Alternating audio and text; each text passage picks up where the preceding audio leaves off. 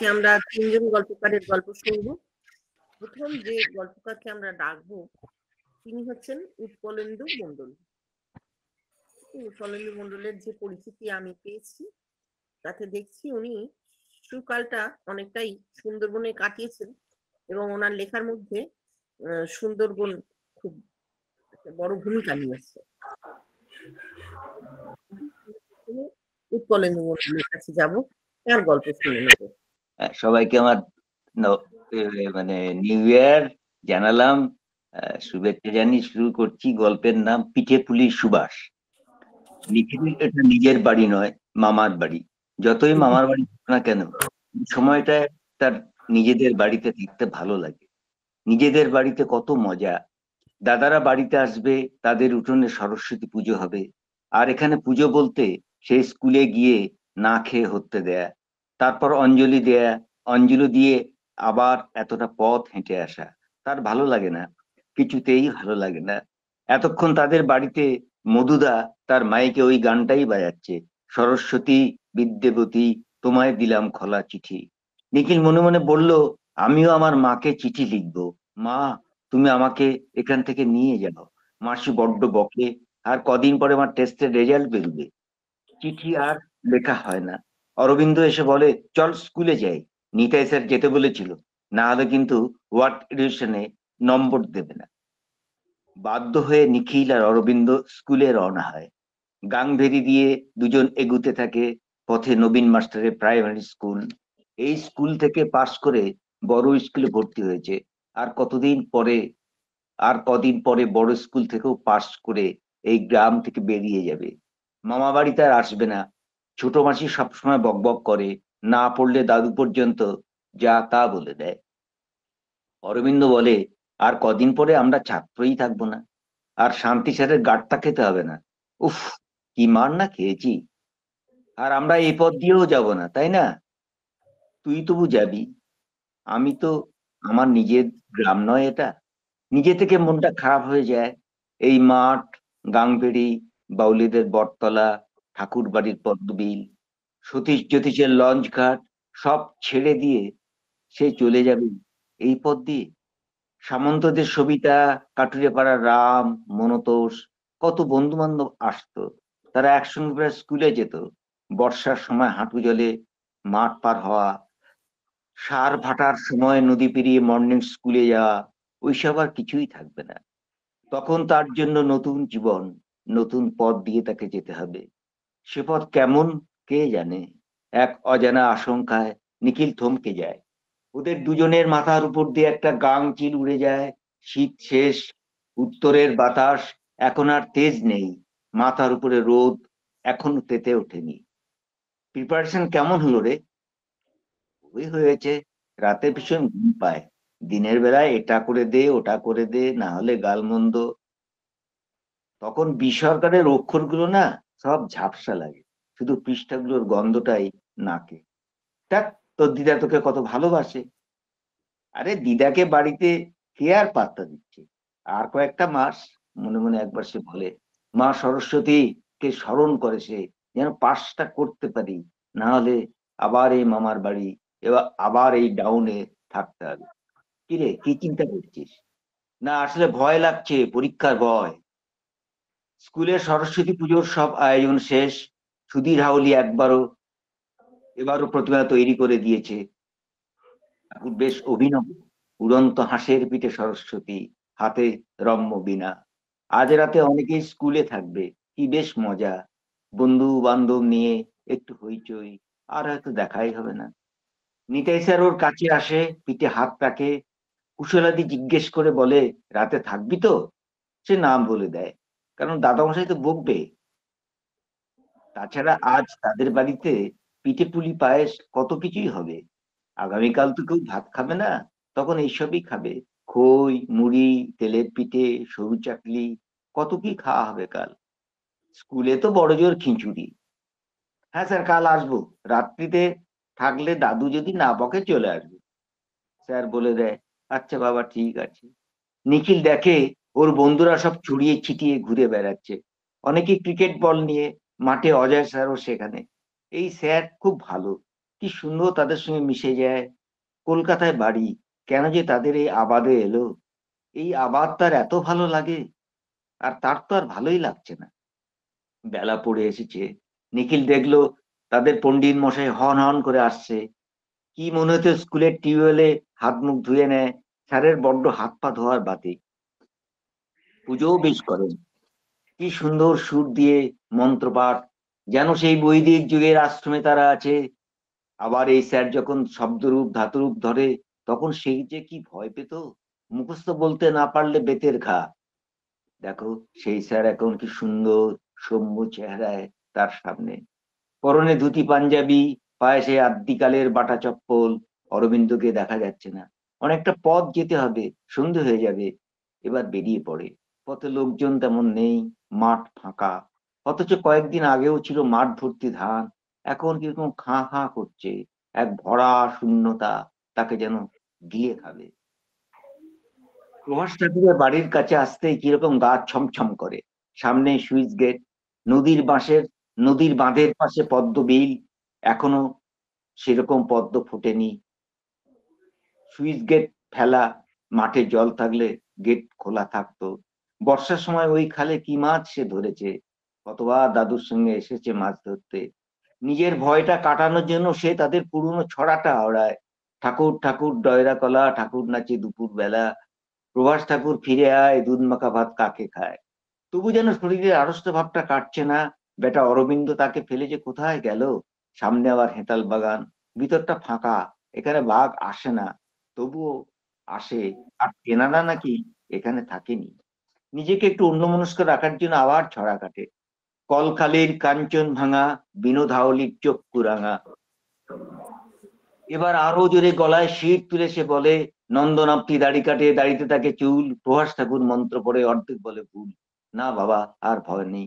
সামনে কলুন পাড়া, উঠোনে বউচিরা কলকল করছে। নদীর বাঁধে যারা বসে আছে, অনেকেই তার পরিচিত। যারা তাকে চিনতে পারে না, তারা তার দাদুর নাম বললে বোঝে। তার দাদু এখানকার নাম করা লোক। তখন অনেকে বলে, রাজেন ডাক্তারের নাতি তুই। তার রাস ভাই দাদুর জন্য মা হয়। দাদুকে দেখার কেউ নেই। তার একমাত্র মামা, সে এখন কলকাতায়। সদর দরজার কাছে দিদা দাঁড়িয়ে। দিদা কি ফর্সা, একবারে মায়ের মুখটাই যেন বসানো। এত দেরি করলি, রাত বিরেত কোথায় সাপ কোপ বেরবে। এখন তো শীতকাল, সাপ কেন বেরবে দিদা। চল হাত পা ধুয়ে নে। তোর মাসি আবার এক গাদা চালের গুঁড়ো নিয়ে বসে পড়েছে। আর শুধু রাগ। নিখিল বেশ পুলকিত হয়। তাহলে কাল তো বেশ খাওয়া হবে। তার দিদিটা খুব ভালো। তার পড়ার ঘরে এসে লুকিয়ে লুকিয়ে পিঠে দিয়ে যায়। হারিকেন জ্বালিয়ে পড়তে বসে। চোখের সামনে ভাসছে থালা ভর্তি পিঠে পুলি। ছোটবেলায় সে মায়ের কোলে বসে দেখতো চাল পিঠের গন্ধ আর মার গল্প এক হয়ে যেত যেন। এতদিন পরে আবার মায়ের জন্য তার মন খারাপ হয়। আজ নিরামিষ, খাওয়া ভালো হয়নি। তা হোক, কাল তো বেশ। হঠাৎ মনে পড়ে অঞ্জলি না দিয়ে খাওয়া যাবে না। আর অঞ্জলি দিতে হবে সেই তাদের স্কুলেই। কত দূর, আজ বাদে কাল পরীক্ষা। অঞ্জলি না দিলে চলবে। খাওয়ার পর নিখিল পড়ার ঘরে চলে যায়। ঘরটা যেন কেরোসিন তেলের গন্ধে ভর্তি হয়ে গেছে। সামনে কাঠের জানলাটা খুলে দিতেই শীতের রাতের জ্যোৎস্না। ধবধবে সাদা পুকুর, সবজি বাগান, উঠোন, কি সুন্দর লাগছে। দিদা উঠোন জুড়ে আলপনা দিয়েছে। সামনে পরীক্ষার পড়া খোলা। এই পরীক্ষা পাশ করতেই হবে তাকে। মাধ্যমিক পাশ করলে তাকে আর কে ধরে। কিন্তু বইয়ের কাছে যেতেই অক্ষরগুলো তাকে যেন ভয় দেখায়। হুট করে শব্দ হতেই থাকে গনসা। তাদের গরুর রাখাল। ধামাভর্তি তেল পিঠে নিয়ে সে দাঁত বার করে হাসছে। মাসি বলল তোমার ঘরে রেখে দিতে। তুমি সারা রাত ধরে পড়ালেখা করো, বিড়াল আর ঢুকতে পারবে না। নিখিল মনে মনে ভাবছিল ভালোই হলো, বিড়ালকে মাছ পাহারা দিতে বলেছে। আর এত পিঠের মধ্যে দুদাসখানা খেয়ে নিলে নিশ্চয়ই কিচ্ছু হবে না। সবাই শুয়ে পড়েছে। সারাদিন পরিশ্রম করে সবাই ক্লান্ত। নিখিল আস্তে করে ধামার উপর ঢাকনাটা খোলে। এখনো গরম। একটা তুলে মুখে দিতেই মুখের মধ্যে গলে যাচ্ছে। আর কি স্বাদ। মাসি এসব রান্নাঘরে রাখতে সাহস পায়নি। নিখিল একটার পর একটা পিঠে তোলে আর মুখে পড়ে। হঠাৎ তার খেয়াল হয় রাত 1:30। রাত 12টার পর থেকে নাকি পরের দিন শুরু হয়। তাহলে নিজেই নিজের জিভ কাটে। আর সরস্বতী পুজো, সে অঞ্জলি দেওয়ার সময় পণ্ডিত স্যারের মুখের দিকে তাকাবে কি করে? নিজেকে ভারী পাপী মনে হয়। হাত জোর করে সে অদৃশ্য দেবীকে নমস্কার করে। হে ঠাকুর, পাপ নিও না। ছেলে মানুষ আমি, মা নেই, লোভের বশে খেয়ে ফেলেছি। আলো নিভিয়ে এসে শুয়ে পড়েছে, তবু তার দু চোখ ঘুম আসছে না। মা সরস্বতীর বীণাবাদিনী সেই মূর্তি তার চোখের সামনে। ঠাকুর, আমাকে পাশ করিয়ে দিও। আমার আর এখানে থাকতে ভালো লাগে না। পাশ না করলে আমাকে এখানেই থাকতে হবে। মামা বাড়িতে সারা জীবন মুনিশ খাটতে হবে। ঠাকুর, তুমি আমাকে মাফ করে দিও, আমাকে পাশ করে দিও। তারপর নিখিল ঘুমিয়ে পড়ে। সে নিজে জানে না, শুধু ঘুমের মধ্যে পিঠে পুলির সুবাস তাকে ঘিরে রাখে। মনে পড়ে তার মার কথা, যেন সে মার কোলেই শুয়ে আছে। নমস্কার। আমরা শুনলাম আনন্দবাবুর গল্প। বিষাদে আচ্ছন্ন হলাম। পরে নিশ্চয়ই গল্পগুলো নিয়ে আলোচনা হবে। প্রত্যেকেই বলবেন সে সময়ের কথা, গল্পের কথা, শোনা গল্পের কথা। আপাতত আমরা পরের গল্পকারকে দেখে নেব। 3টি গল্প শোনবার পর যার যা বলবার আছে বলবেন। পরের গল্পকার অপরেশ মণ্ডল। আমি দেখে নিচ্ছি অপরেশ মণ্ডলকে।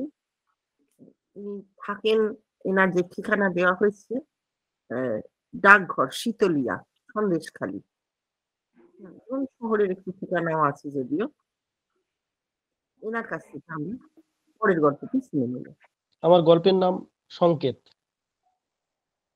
ঘুটঘুটে অন্ধকারেও তুমি দেখতে পাচ্ছ অগণন ফেনাপুঞ্জ সাদা আলো ছড়িয়ে তীর বেগে ছুটে আসছে। প্রথমে ভ্রম হয়েছিল দূরের টেকায় থোক থোক শুভ্র ভাঁট ফুল ও বামন লাঠির ডগা উচ্চন বিলাসী ফুল বোধহয়। এমন বসন্ত সময়ে ওদেরই তো রাজবিভাব। দিকে দিকে গন্ধরাজের মন উদাসী সুবাস, শরীর ও মনে বিহ্বলতা, আনন্দের নিবিড় পাখনা সম্বিত দুমড়ে গেল তোমার। না, ভাট ফুল বামন লাঠির ডগায় এত শুভ্রতা তো ফোটে না। চোখ বুজে মন শান্ত, কান খাড়া করো। শো শো শব্দ ছুটে আসছে পূব দিক ডুবিয়ে ভাসিয়ে দুলিয়ে। চারিদিকে সাড়া পড়ে গেছে, বিশেষত পূব দিকের হাটখোলা পাড়া। লোকজন, বাড়িঘর, দীঘল ও ঝাপটে থাকা ঝোপে কোলাহল আছড়ে পড়ছে। প্রতিধ্বনি জাপটে ধরছে পাড়াকে পাড়া। তুমি অন্ধকার মেখে দেখছো এসব। আশঙ্কা লাফাচ্ছে, হাটের সোনার দোকানে ডাকাত পড়লো না তো? মানুষরা হয়তো দল দল জোট ডাকাত তাড়াচ্ছে। এই তো দিন 15 আগে কদমতলা হাটের গোলকের দোকান লুট হয়ে গেল। পাশের দোকানদাররা টেরই পেল না। কোন তালে তালা ভেঙে সর্বস্ব নিয়ে গেছে ডাকাত দল। তুমি ভাবলে আরেকটু দেখে যাবে, তাই দাঁড়িয়ে রইলে ঘরের পিছনে। কতক্ষণ মনে নেই, শোঁ শোঁ বৃষ্টির শব্দে তোমার ভাবনার তাল কেটে গেল। ও মা, মেঘ করলো কখন? এদিকে সামনে গড়িয়ে আসছে প্লাবন, ঢেউয়ের মাথায় ঘুরপাক খাচ্ছে শুভ্র জল ফেনা। তুমি দৌড়াতে চাইছো প্রবল, পা উঠছে না। ক্ষুধার্ত পাশবিক তাণ্ডবে এক পাক মেরে ব্যাঙের লম্বা জিভে তুমি উঠে গেলে। জিভ উল্টে দৈত্যাকার ব্যাঙ তোমাকে কুঁত করে গিলে নিল। তুমি টের পেলে না। ব্যাঙটা গড়াচ্ছে, তুমিও গড়াচ্ছ। তোমাকে আছড়াচ্ছে, যেন লাথি মারছে। জলের শব্দের সঙ্গে কোনো এক অশরীরী চিৎকার করছে, বেরিয়ে যা শয়তান, এই দেশ তোর না। চোখে জলের ঝাপটায় অন্ধ জ্বলুনি। তুমি চোখ টেনেও কিছু দেখতে পাচ্ছ না। চারদিকে বাড়িঘর, গাছ ভাঙছে, মানুষের আর্তচিৎকার, শব্দে কাঁপছে এই দেশ। কেউ তোমাকে লাথি মারছে, সজোরে হলেও জলের অবয়বহীন অশরীরী লাঞ্ছনা। তোমার লাগছে, বেশ ব্যথা করছে বুকে। ঘাড় ধাক্কার সঙ্গে সেই তীক্ষ্ণ চিৎকার, বেরিয়ে যা শয়তান, এই দেশ তোর না। এইসব শব্দ তুমি শুনতে পাচ্ছ। গ্রাম তোলপাড়, মানুষের সুতীব্র বাঁচার অভিলাষে। বুকের কোণে বেদনার দলা ঘুরপাক খায়। তুমি নাকে মুখে নোনা জল, গলা জলা বুক, দুমড়ানো কাশি, মাটিতেও বুক নাক ঘষা খেয়েছো, জ্বলছে সেখানেও। তুমি বুঝতে পারছো পালটা রুখে দাঁড়াতেই হবে। যা গলা ধাক্কা দিচ্ছে ঢেউয়ের ক্রোধ পুচ্ছ। এভাবে উপর্যুপরি তিষ্ঠতে না দেওয়া জলতাণ্ডব, মাটিতে পা থিতু হতে না দেওয়া স্রোত তুমি কখনো দেখোনি। বিস্ময়, হতাশা, ক্ষোভ, ঘৃণার একরাশ শক্ত দলা তোমাকে অসাড় করে দিচ্ছে। এসব কিছুর জন্য তুমি একদম প্রস্তুত ছিলে না। তোমার গলায় কান্না এসে জড়ো হয়েছে, ফুঁপিয়ে উঠছো তুমি, বুকটা পাথর চাপা। এই যে নিকষ কালো চারপাশ, কোথায় ভেসে যাচ্ছ তুমি, কোন অসীমে? তোমার নিজের হাতে গড়ে তোলা মাটির ঘরদোর কোথায় যে জলস্বাদ? অসীম সমুদ্রে কি ভেসে যাচ্ছ? জল মানে অতল, কামট, কুমির ও অজানা জলজীবী আতঙ্ক। এই সময় মনে পড়লো তোমার একমাত্র পুত্রের মুখ। বেচারা পুত্র, আহা সন্তান, হৃদয় উজাড় করা অপত্য তোমাকে উদ্বেল করে। এ জীবনে আর দেখা হবে না তোমার প্রিয় পুত্র, কন্যা, স্ত্রী। এই সংসার ছেড়ে সকলেই যে চলে গেছে সুদূর দেশে, আলোর খোঁজে। ঘরের ভেতরের দম বন্ধ করা অভাবে তেতো হয়ে ওরা চলে গেছে। তুমি মন থেকে চাওনি, কি দরকার অদ্দুর্গে বিদেশ বিভুঁই? কেন এদেশে, কেন এদেশে কেউ কি বেঁচে নি? তোমার স্ত্রী ঝাঁট ছড়িয়ে বলেছিল, বেঁচে নি মানে ওই তো বাঁচা, ছাগল কুকুরির মতো, ভাত না, জল না, কাপড় না, শখ আহ্লাদ কিচ্ছু না, কি নিয়ে বাঁচবো বলতে পারো? তোমার ছেলে তোমাকে বোঝে, সে তোমার কষ্ট নিমেষে মেখে বলেছিল, তোমার খুব কষ্ট হবে বাবা, কটা তো বছর, তারপর অনেক টাকা আয় করে একটা পাকা বাড়ি বাঁধবো, এই ঘরে জল যাওনি? পড়ে।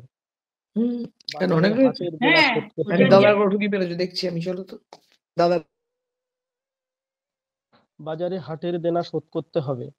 তুমি তো এতকাল এখানে পড়ে আছো, কি হলো বলো? তুমি জবাব দিতে পারোনি। কান্না পাচ্ছিল সেদিন, হু হু বেগে কান্না, পারোনি আটকাতে। টেমির আলোয় তোমার সামনে বসা দুই মেয়ে, ছেলে আর বউকে ঝাপসা দেখাচ্ছিল। কেন যে এত কান্না আসে আজকাল? তোমার বাপ মুকুন্দ মোড়ল অনাহারে মরেছিল, না ওষুধ, না পথ্য। ছেলে হিসেবে তোমারও তো ব্যাপক বাপকে সেবা করার অদম্য ইচ্ছে। দু হাতে খেটে জঙ্গল কাটা মধু বেচেও অভাব মরল না, মারতে পারোনি তুমি। সেদিন খুব কেঁদেছিলে, বাবা, বাবা, আমাকে ক্ষমা করো, তোমার মুখে দুমুঠো অন্ন দিতে পারিনি, এই এই অধম সন্তানকে। আপনার সাউন্ডটা না মাঝে মাঝে একটু ড্রপ করে যাচ্ছে, একটু অসুবিধা হচ্ছে শুনতে, একটু মাইকের সামনে মুখটা রাখলে বোধহয় ভালো হয়। আচ্ছা ঠিক। তারপর জীবন কত ধারায় যে বয়ে গেছে। তুমি মৌলে দলে ভিড়ে গেলে, মুঠো মুঠো টাকা, সুখদেব বাগের ভাতার শাড়ি সরোজিনী বাবাকে ভাত দিতে যেত নৌকায়। সুখদেব বাগ যে বড় গুণীন বাউলে মশাই, তার মন্ত্রের জাদুতে বাঘের চোখে আগুন নিভে যায়। দাঁত কপাটি গুড়ুম, তোমরা চুপি সাড়ে মহালে ঢোকো। মা বনবিবি, শাহ জঙ্গলি, বাবা দক্ষিণ রায়, শরণ বরণ, মায়ের দয়ায় মেসলা ভরা মধু, তালু ভরা টাকা। তুমি তখন ফুর্তি চাও, ভিড়ে গেলে সরোজিনীর সঙ্গে। সংসার, সংসার, জমির ধানে উঠোন ভরা, অভাব তখন দূরের তারা। তুমি হরিণীর চোরা টানে বাপ মাকে নাবালক ভাইয়ের জিম্মায় জুড়ে দিয়ে সরোজিনীপতি। তুমি শ্বশুরালয়ে, চালকোর ব্যবসা, বাগের বাড়ির উঠোনে সুখের রোদ্দুর, কাক পাখি মানুষের সমারোহ, পুকুর ভরা মাছ, গোলা মজুদ ধান, মোটা ভাত কাপড়, মন পাখি নীল আকাশের ডানায় দিগন্তে উড্ডিন। নির্ভার সে ওড়া, কলাগাছি গাং তার বিস্তার বিছিয়ে ছুটে চলেছে সাগরের টানে। গ্রীষ্মের তাপদগ্ধ দুপুরের কঠোরতা পেরিয়ে দক্ষিণ হাওয়ার মোলায়েম পরশ। তুমি কি যে অপরূপ মোহজালে মা বাবা ভাই বোন ভুলে গেলে। তখন কংগ্রেস আমল, আটা ভুট্টা মাইলোর রেশন, ঘরে ঘরে দারিদ্র, হাড়সার চর্মী মানুষ, ফ্যানের আকাল, তুমি সব বিস্মৃত। তুমি কোন অসীমের ধারায় চলো ভেসে, কোথায় যে প্রিয় বসত, ঘর ছাড়া দেশহীন মানুষ, বাপ মা যে তাদের পেট খিদের আগুন নেভাচ্ছে কিভাবে, তোমার ভাবার সময় নেই। তুমি সামনে তাকাতে চাও, তুমি আপনি আগে বাঁচা। রক্তের বন্ধনগুলো শিথিল হয়ে আসে। সরোজিনী তার পেলব শরীর দিয়ে আঁকড়ে রেখেছে তোমায়। সেই উদম বাড়ি, নারকেল ছায়ায় ডুবে থাকা পুকুর, চালতা গাছের ছায়া ভরন্তি দিনান্তের পাখির কাকলি, পুরো এক দুর্বোধ্য সংকেত পুষে রাখে। তুমি বোঝনি সুখের চটক ভাঙতে তাই সময় লাগলো না। এক ভোরে তুমি দেখতে পেলে পেটের ব্যামোয় কাতর ফ্যাকাশের হরজিনী ঘুমের ভেতর যন্ত্রণাহীন দেশে হাঁটা মেরেছে। বাড়ি ভর্তি লোকজন পরিজন, কেউ কিচ্ছুটি টের পেল না। ভরা উঠন্তি সংসার ছেড়ে চলে গেল গিন্নি। কি যে হবে তোমার? বুকের শূন্যতায় আরো বড় ফাঁক এসে গেল। তুমি দূরের মানুষ হয়ে গেলে এ সংসারে। সরোজিনীর মা ও আর আগের মতো নেই। কাছের মানুষ দূরে চলে যায়, তোমার বুকে হাহাকার বাড়ে। তুমি বুঝতে পারলে এ ভিটে আর তোমার নয়। ঘরের ছেলে ঘরে ফিরে গেলে। বাবা এতদিনে শীর্ণ জীর্ণ এক অস্থি চর্মসার বৃদ্ধ, যুদ্ধক্লান্ত এক সেনানী, তার জন্য এবার বিশ্রামের সময়। সতেজ গাছটি হেমন্তের পাতাহীন, রিক্ত। তুমি বুঝতে পারলে তোমার এতদিনের পরবাসহীন তুচ্ছতায় ভরা। কেন গেলে তুমি হরিণীর চোরা টানে? কি পেলে, কি হারালে? এই দ্বন্দ্ব সংকুল প্রশ্নে জর্জরিত হয়ে তুমি পিছন ফিরে দেখলে কিচ্ছু নেই, সব শূন্য। শূন্যতায় পিছল বেদনার ছায়াপথ। তুমি ধীরে ধীরে কান্নায় ডুবতে থাকো। আধার খচিত তারাময় রাতের আকাশ তোমাকে বিদ্রূপ করে। হা জীবন, তুমি আবার ফিরে গেলে ছেলেবেলার মহাজন বাড়ি, তারাপদ ঘরামির বাড়িতে শীত বর্ষার মুষম চুক্তি। চলল বিঘের পর বিঘে জমিতে তোমার মোষের লাঙলের বলিষ্ঠ চাষ, ধান রোয়া, শীতে ধান কাটা, ঝাড়াই মাড়াই। তারাপদ ঘরামির স্বজন হয়ে উঠলে তুমি। বছরের শেষে ধান বয়ে দিয়ে যাও বাড়ি। আবার কাজ, নিজের দিকে তাকানো নেই। কাজ কাজ আর উপার্জন। বাবা মার চোখের তারায় সুখের স্ফুলিঙ্গ। ততদিনে বাবার শরীর ভাঙছে, তুমি তারাপদ ঘরামির বাড়ির মাহিন্দার। ভাদ্র মাসের অভাব দাঁত নখ বের করে আসছে। তোমার বাবা মুকুন্দ মোড়ল বলল, বিশু, মরার আগে বৌমা দেখা কি হবে না? এবার বিয়ে থা কর বাপ। তুমি না করনি। পূব পাকিস্তানের দেশ পোড়া বাপ বৌমা নাতিপুতি দেখতে চায়। সুজলা সুফলা বঙ্গদেশ হারানো মুকুন্দ মোড়ল তার বংশধর দেখবে না? এদেশে তার বংশের শিকড় ধীরে ধীরে অতল ছোঁবে। বিয়ে হলো তোমার। বছর ঘুরে তোমার বড় কন্যা। তোমার বাপের সে কি আদর, আহা পুতি! এদেশ তোমার স্বদেশ। কিছুদিন বাদে ভাদ্রের নিদারুণ অন্ন কষ্টের দিনে তোমার বাপ চলে গেল। বাপের স্বদেশ থেকে তোমাকে তাড়িয়ে দিচ্ছে নোনা জল। নোনা বাতাসের তাণ্ডবে বৃষ্টির উদম আশ্রানিতে ডুবছে স্বদেশ। তোমার প্রিয় দ্বীপ, এখানেই তোমার সন্তান সাবালক হলো। গাঙের নোনা ঢেউয়ের চাবটে বাঁধ নড়েছে ঠিকই, কিন্তু ভাঙেনি। তুমি স্বপ্ন দেখেছিলে তোমার ছেলে ফিরছে, ঘর বেঁধে সাজাচ্ছে ভিটে, সংসারে সুখের জোনাকি মোহময় আলোর বিথার সাজিয়েছে। কিন্তু সবই ভ্রম। বৃথা মনে হয় এই জীবন। তুমি অন্ধকারে জল সাঁতরাচ্ছ, অকুল নোনা জল। এতক্ষণে নিকষ অন্ধকার চোখে ধাতসওয়া। চারপাশে কোলাহল উঠছে, মানুষ স্বজন হাতড়াচ্ছে। তুমি টলায়মান ঢেউয়ে বুঝতে পারছো গাঙ আর লোকালয় একাকার। জলের গতি থিতু হলেও তুমি ইচ্ছে করলে পায়ের তলার মাটি খুঁজতে পারো। ডুব মেরে চোঁ ঠেলা মেরে জল কেটে তলায় যাও, মাটি কই? দমে টান পড়ছে, তুমি প্রাণের জন্য বাতাস নিতে শুশুকের মতো ভুস ভাসা হলে। হায় হায়, কোথায় থিতু হবে তুমি? গাছও তো নেই। ডাল ধরে খানিক হালকা হতে পারতে। আর নয়, এবার হাঁক পাড়ো, যদি কোনো সাহায্য পাও, যদি কোনো মানুষ নৌকা নিয়ে উদ্ধারে বেরোয়। কেউ আছো? বাঁচাও বাঁচাও!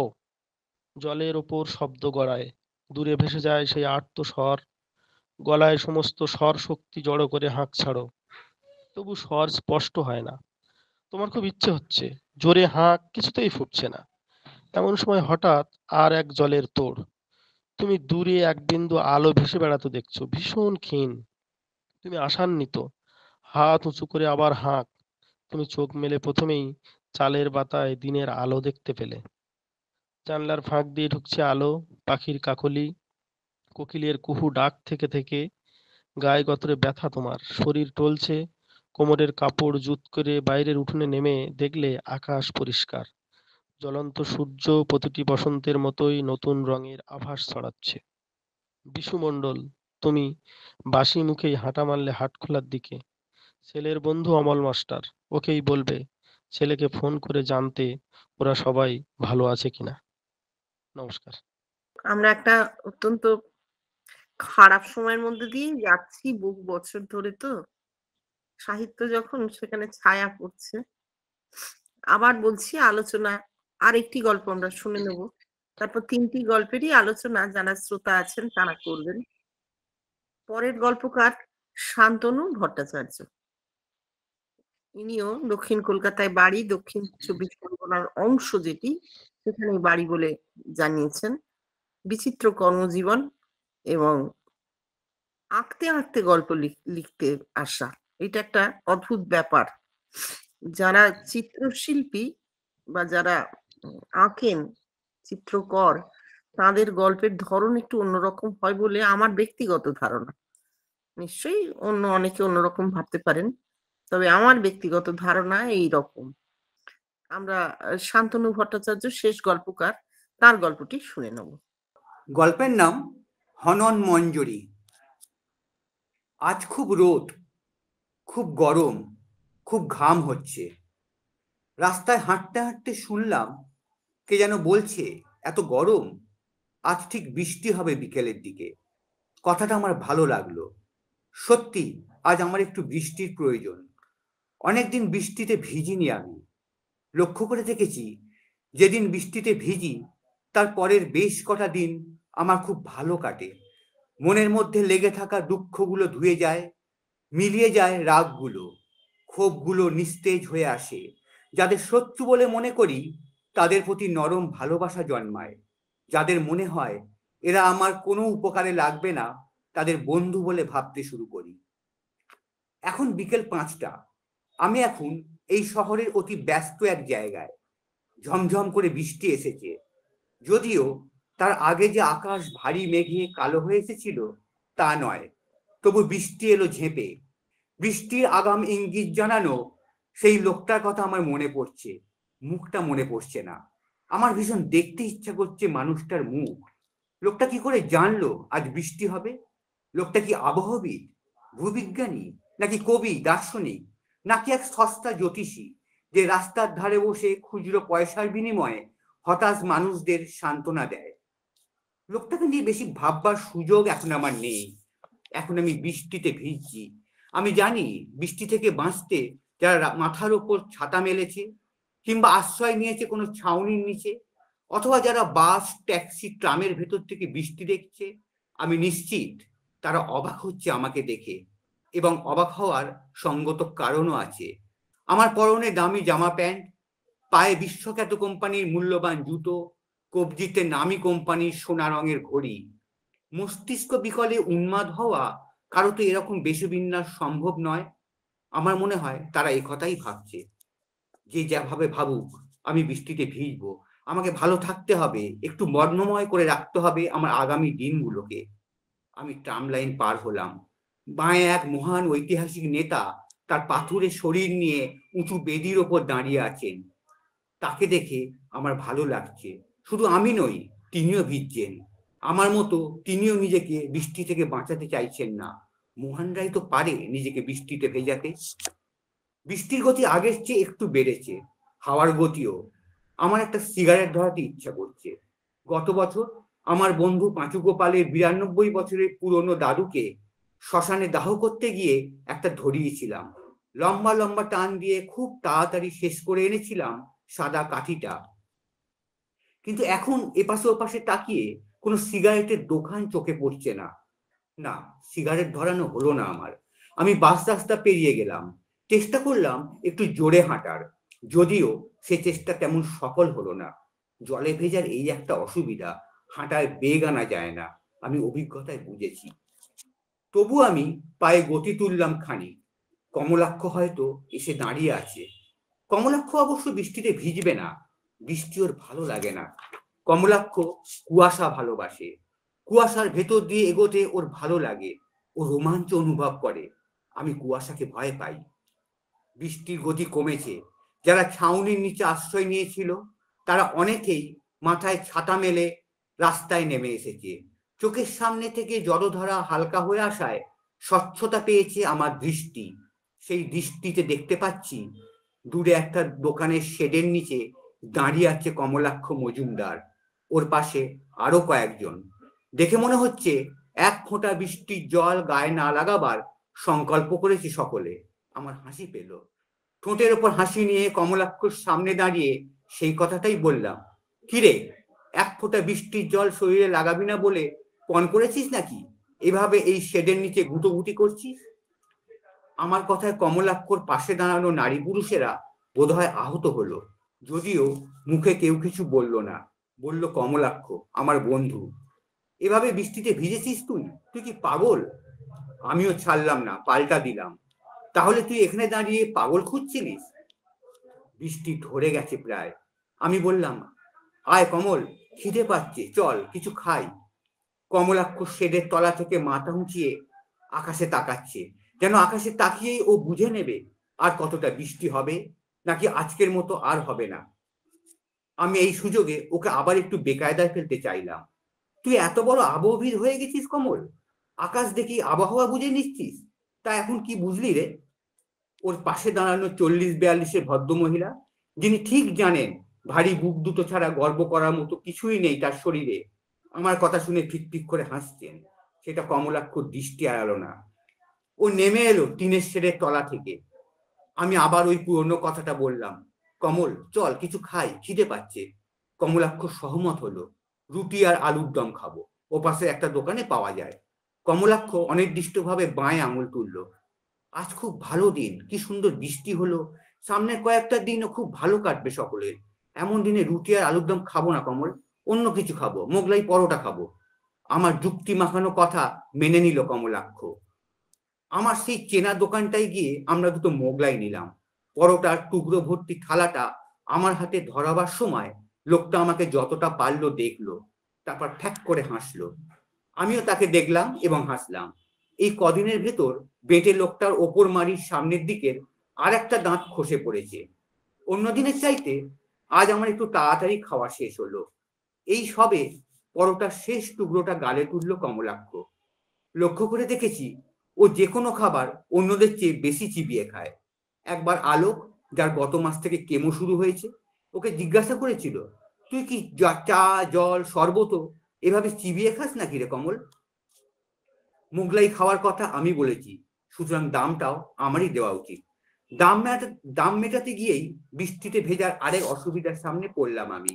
আমার সঙ্গে যে আমার পকেটে থাকা মানি ব্যাগ ও তার ভেতরে থাকা নোটগুলো বৃষ্টিতে ভিজবে, তা তো তখন মগজে আসেনি। এখন সেই ভেজা 100 টাকার নোট দোকানদার নিচ্ছে না। আমি লোকটার সামনে 3টে উপায় রাখলাম। পরোটা বানানোর উনুনের পাশে নোটটা একটু মেলে রাখুন, কিংবা কাছাকাছি কোনো লন্ড্রি থাকলে ছুটে গিয়ে নোটটাকে একটু ইস্ত্রি করিয়ে আনুন, অথবা কাল সকালে নোটটাকে ভালো করে রোদ খাওয়ান। লোকটা আরো রেগে গেল, ব্রিটিশ বড় লাটের মতো জানিয়ে দিল, ভেজা নোট নেব না। কমলাক্ষ এসে দাম মেটালো। তখন পাগল বলেছিল বলেই বোধ হয় এখন আর তা না বলে গাধার সঙ্গে তুলনা টানলো আমার। তুই একটা গাধা, পকেট ভর্তি নোট নিয়ে কেউ সিনেমার নায়কের মতো বৃষ্টিতে ভেজে? তোর না হয় কোনো মূল্য নেই, কিন্তু এই নোটটার তো মূল্য আছে। আমি একটা সাজানো গোছানো বেসরকারি অফিসে চাকরি করি, যে কোনো সময় সরকারি চাকরিও পেয়ে যেতে পারি। আমি ইতিহাসে MA করেছি, সঙ্গে আরো 3টে বিষয়ে ডিপ্লোমা করেছি। আরো অনেক কিছুই করতে পারতাম, কিন্তু করিনি। তাও আমি মূল্যহীন? বৃষ্টি থেমে গেছে, তবে মনে হয় আমার মতো আকাশের গায়েও এখনো লেগে আছে জল। কিন্তু লোকে আকাশের চেয়ে আমার দিকে বেশি তাকাচ্ছে, কারণ আমার মাথার কালো চুল থেকে পায়ের কালো জুতো যা কিছু এখনো জলে নিস্তেজ হয়ে আছে। ইস, সুন্দর বিকেলটা ফুরিয়ে আসছে, উঁচু পোস্টগুলোতে জ্বলে উঠেছে আলো। আমরা চওড়া রাস্তাটা পেরিয়ে গেলাম। কমলাক্ষ চোখের সামনে কবজি তুলে সময় দেখলো, বাড়তি গতি আনলো পায়ে, সেটাই স্বাভাবিক। আমি গতি বাড়িয়ে কমলাক্ষ সমকক্ষ হবার চেষ্টা করি। কমলাক্ষ কোনো কথা বলছে না, এটাও স্বাভাবিক। আমি কোনো কথা বলবো না ঠিক করলাম, কিন্তু কথা বলতে হলো। কমলাক্ষই বলালো, নিজের মতামত জানালো নাকি আমার মতামত জানতে চাইলো বুঝলাম না। আসবে তো, ভুলে যাবে না তো? ভুলবে কেন, আজ তো 3 তারিখ। পায়ের গতি বজায় রেখেই আমার ধারণা জানাই, কমলাক্ষর ঘোষিত গন্তব্যে আমরা প্রায় পৌঁছে গেছি। পায়ের গতি কমিয়ে ফেলেছে ও, ওর খয়েরি ঠোঁটের ওপর হাসি ফুটেছে। ওই তো দাঁড়িয়ে আছে। আমাদের হাঁটা থেমেছে। আমার তৈরি মৌখিক চুক্তি মতো কমলাক্ষ এগিয়ে গেছে, আমি থেমে রয়েছি একটু দূরে। কমলাক্ষ কথা বলছে বুড়ো মানুষটার সঙ্গে। সাদা ধুতি, সাদা লম্বা শার্ট, গালে বরফ মিহি সাদা দাড়ি, মাথা ভরা এলোমেলো সাদা চুল, একটা সাদা মানুষের সামনে দাঁড়িয়ে আছে কমলাক্ষ, আমি দেখছি। পকেট ভর্তি বেশ কটা নোট বের করে, পকেট থেকে বেশ কটা নোট বের করে বুড়ো মানুষটার হাতে দিল কমলাক্ষ। মানুষটার মুখ জুড়ে আবছা হাসি। কমলাক্ষ মাথা নিচু করে তাকে প্রণাম করলো। বৃদ্ধ হাত রাখলো কমলাক্ষর মাথায়। কমলাক্ষ বোধহয় বলছে, আজ আসি। কমলাক্ষ ফিরে আসছে আমার কাছে। বুড়ো মানুষটা ধীর পায়ে হেঁটে চলে যাচ্ছে অন্যদিকে। ওর বাবার সঙ্গে কথা বলে ফিরে আসছে কমলাক্ষ, বাবার আশীর্বাদ মাথায় নিয়ে। প্রতি মাসের 3 তারিখে বিকেল আর সন্ধ্যার মাঝের এই সময় এখানে ওর বাবার সঙ্গে দেখা করতে আসে কমলাক্ষ। অনেকগুলো বছর আগে একটা খুন করে ফেরার হয়ে গিয়েছিল ওর বাবা। খুন করেছিল কমলাক্ষর মাকে। কঠিন চেষ্টার মধ্যে দিয়ে কমলাক্ষর বাবাকে খুঁজে পেয়েছে। জীবনেই প্রথম আমি সামনাসামনি কোনো খুনিকে দেখলাম। আক্ষেপ হচ্ছে আরো কাছাকাছি দাঁড়ালে ভালো হতো। নিখুঁতভাবে দৃষ্টি রাখা যেত মানুষটার উপর। কে যেন বলেছিল, খুনিদের চোখের দৃষ্টি নাকি আর 5টা সাধারণ মানুষের দৃষ্টি থেকে আলাদা হয়। কমলাক্ষর বাবার দৃষ্টির সঙ্গে আজকে আমি নিজের দৃষ্টি মিলিয়ে নিতে পারতাম। আর একটু এগিয়ে যেতে পারতাম আমি আমার নিজের কাছে, যে আমি নিজের জীবনের ওপর কোনো অধিকার এখনো কায়েম করতে পারিনি। বাকি জীবনেও পারবে কিনা সে জানে না। যে আমি একটু একটু করে তৈরি হচ্ছে নিজেকে খুন করার জন্যে। হয়তো সারা জীবনটাই তার লেগে যাবে এ কাজে। চারপাশে সবাইকে হারিয়ে দিতে তার মতো এক আজন্ম অবৈধ পুরুষের নিজেকে খুন না করে যে আর কোনো উপায় নেই। তখন কমলাক্ষ আবহাওয়া পরখ করতে যেভাবে আকাশে তাকিয়েছিল, এখন আমি সেভাবে আকাশে তাকালাম। বৃষ্টির স্মৃতি সরিয়ে রেখে আকাশ এখন নীল। তাতে কাঁচ কুচোর মতো কটা নক্ষত্র, যদিও চাঁদ নামের সেই বিচ্ছিরি বস্তুটিকে দেখা যাচ্ছে না। এর জন্য আমার খুব আনন্দ হচ্ছে। হাওয়া দিচ্ছে, শীত করছে আমার। আকাশ হয়তো মুছে ফেলেছে তার বৃষ্টির স্মৃতি, কিন্তু আমি তো তা পারছি না। আমার চুল, আমার ঠোঁট, আমার চিবুক, আমার বুক, আমার পুরুষাঙ্গ, আমার হাঁটু, আমার পায়ের পাতা এখনো ভিজে আছে বৃষ্টির জলে। খুন করার এবং খুন হবার এটাই বোধহয় মাহেন্দ্রক্ষণ। কমলাক্ষ এসে দাঁড়িয়েছে সামনে। কিরে, কি বিড়বিড় করছিস? চল। আমরা হাঁটছি অনেক পুরনো একটা শহরের রাস্তায়। আমি পিচ মাখা কালো রাস্তাটা দেখছি, যে রাস্তাটা একটু আগে বৃষ্টিতে ভিজেছে আমার মতোই, আনন্দে উল্লাসে। সেই বৃষ্টি, যে বৃষ্টির কথা রাস্তায় হাঁটতে হাঁটতে আগাম ঘোষণা করেছিল একটা নগণ্য লোক। এখন আমার মনে হচ্ছে ওই লোকটাও একটা খুনি। হয় সে খুন করে ফিরছিল, নয়তো খুন করতে যাচ্ছিল। আমি বাড়ি ফিরছি, আমার মন ভর্তি এখন আসমানি রঙের আনন্দ। সামনের দিনগুলো আমার খুব ভালো কাটবে। কারোর ওপর রাগ থাকবে না, অভিমান থাকবে না, ক্ষোভ থাকবে না, আমার নিজের ওপরও না। নমস্কার। আমরা 3টে গল্প শুনে নিলাম। এই 3টে গল্প শোনবার ফাঁকে আমরা 2টো মেসেজ পেয়েছি, 2টো ইনকল মেসেজ এসছে। আমি সেই 2টো আগে একটু পড়ে নিই, তারপর প্রত্যেকে তাদের প্রতিক্রিয়া জানাবার সুযোগ পাবেন। প্রথম মেসেজটি পাঠিয়েছেন অনিন্দিতা গোস্বামী। লিখেছেন, উৎপলেন্দুদার গল্প, বাহ, খুব ভালো লাগলো উৎপলেন্দুদার গল্প। উৎপলদার গল্পের চেনা ছবি পাওয়া গেল। এই চেনা ছবিগুলো খুব পরিচিত, তবু বারবার শুনতে ভালো লাগে। ভালো থাকবেন। তারপর লিখেছেন আবেশ দাস, পরবর্তী গল্প অপরেশ মণ্ডলের সংকেত। লিখেছেন, মধ্যম পুরুষে লেখা গল্প কমই চোখে পড়ে। দক্ষিণ 24 পরগনার ভূমিরূপের নিপুণ ছবি ধরা পড়েছে, চরিত্রগুলিও মাটি থেকে উঠে আসা। এই 2টো মেসেজ জানিয়ে দিলাম। আর শান্তনু বাবুর গল্পের একেবারে তাৎক্ষণিক প্রতিক্রিয়াই আমরা পেয়েছি, ভালো লাগাটা। এবার আমি অনুরোধ করব, যদি কারোর কিছু বলবার থাকে, 3টি গল্প শুনেছেন আপনারা, প্রত্যেকে এক এক করে একটু হাত তুলবেন, আমি ডেকে নিতে পারবো তাহলে। গল্পটার মধ্যে এই শান্তনুবাবুর গল্পের কথা বলছি, হনন মঞ্জুরি। গল্পটার মধ্যে কিছু ডিটেলিং এর কাজ বেশ সুন্দর লেগেছে। যেমন একটা শব্দ আছে, যে একটা বাক্য আছে যে এরকম ভেজা, বৃষ্টিতে ভিজে ভেজা জামা কাপড় পরে বেশি জোরে হাঁটা যায় না, আমি আগেও দেখেছি। বা তারপরে ওই যে লোকটি মোগলাই পরোটা দিচ্ছে, তার মাড়ি থেকে একটা দাঁত আরো খসে গেছে, ঠিক আছে? এই ডিটেলিংগুলো অনবদ্য, এবং মানে লেখক কোথায় পৌঁছতে চাইছেন, যে পরিণতির দিকে আর কি পৌঁছতে চাইছেন, সেইটা এই আস্তে আস্তে এই ডিটেলিং গুলোর মাধ্যমে ধরা পড়েছে। মানে গল্পটা তো ফ্ল্যাট গল্প নয়, গল্পের ভেতরে মানে অনেক কাজ আছে। এই মানে একজন পুরুষ যে আপাতভাবে ব্যর্থ, যেভাবে উনি ইয়ে করতে চাইছেন, যে নিজেকে খুন করতে চায়, ঠিক আছে, তার চরিত্রটাকে ঠিক আছে ঠিক করে দাঁড় করানোর জন্য এই ডিটেলিংগুলো, মানে যেভাবে আস্তে আস্তে উনি মানে সুতো ছেড়েছেন, সেটা মানে প্রথম শোনায় এইটা বেশ অনবদ্য লেগেছে আমার। শুনে নিলাম আমরা আবেশের বক্তব্য। আর যদি কেউ কিছু বলেন। আমি বলতে চাই যে তিনটি গল্পই তিন ধরনের, এবং আমার